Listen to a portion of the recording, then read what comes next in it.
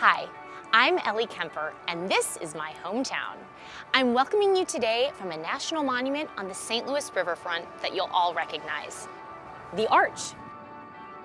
St. Louis is where America's two biggest rivers, the Mississippi and the Missouri, meet. And when America was young, nothing could have been more important.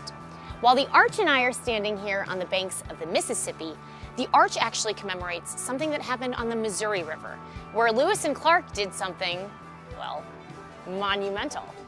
Just 10 miles north of St. Louis, where these two rivers meet, Lewis and Clark followed the Missouri River all the way to the Pacific Ocean.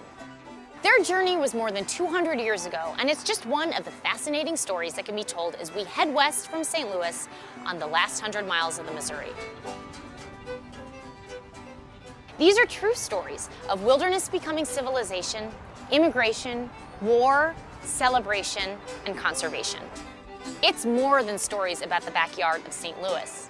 It's the story of America. Let's go exploring.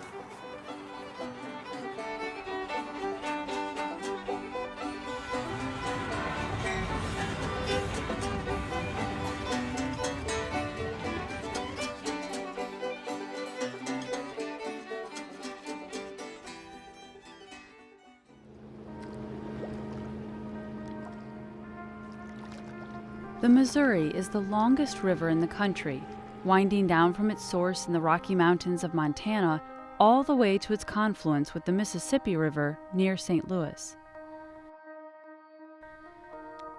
Although it flows for over 2,500 miles, some of its most captivating stories took place in the forests, farms, and towns that stand watch over the last 100 miles of its journey through the Missouri River Valley.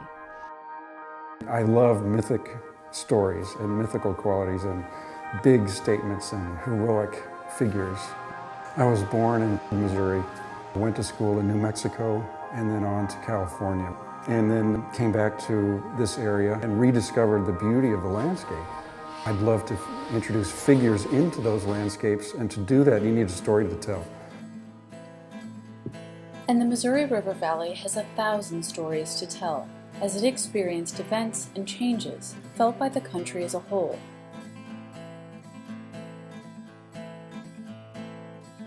The passage of Lewis and Clark, immigration that shaped the nation, the arrival of steamboats and railroads, the heartbreak of war, and devastating natural, economic, and environmental disasters that prompted triumphs of human innovation.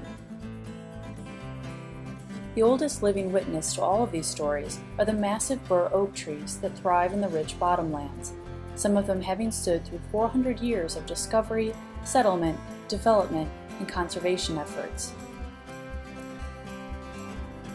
Brian recently provided evocative illustrations for a children's book about the 9 generations who experienced these formative events in the Missouri River Valley.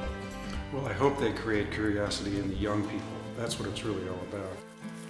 Hopefully they'll want to explore, get out into nature, and even though it's a book for kids, I think we adults also get something out of it. I hope I've contributed to that through the poetry of the pieces and the lyricism. Try to tell people what a jewel we have, what a treasure we have right in our backyard.